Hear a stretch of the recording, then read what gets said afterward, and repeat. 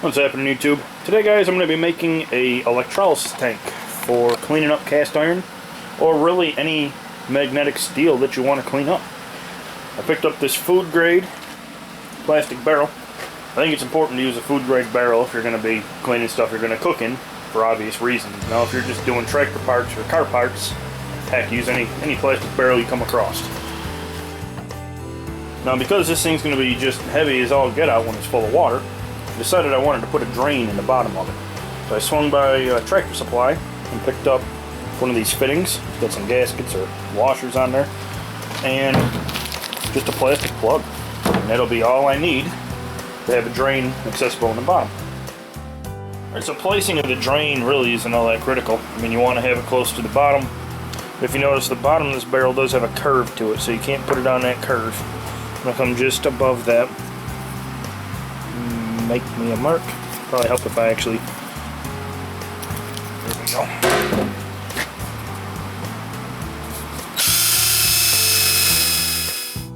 Now for the anodes, I'm going to be using rebar. So I got 12 pieces of that rebar cut to length, and I've basically just made a clock on my barrel, and I'm going to put an upright piece at every hour on the clock, if you will, connecting them top and bottom, and I'm working my way around one piece at a time. Ultimately, I want to be able to lift the whole thing out.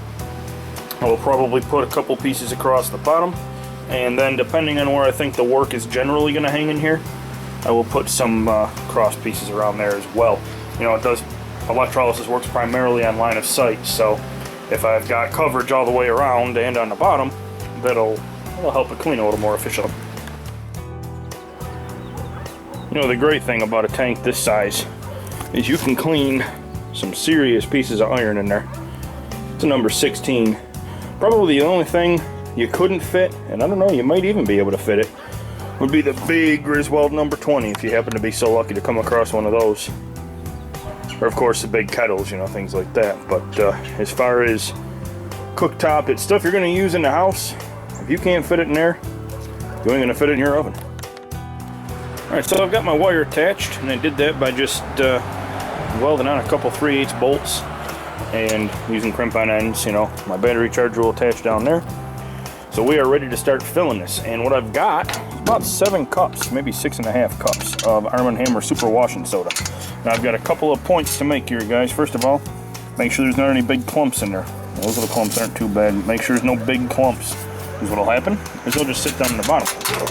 Secondly, and also very important, is do not just dump this crap in and let the water go.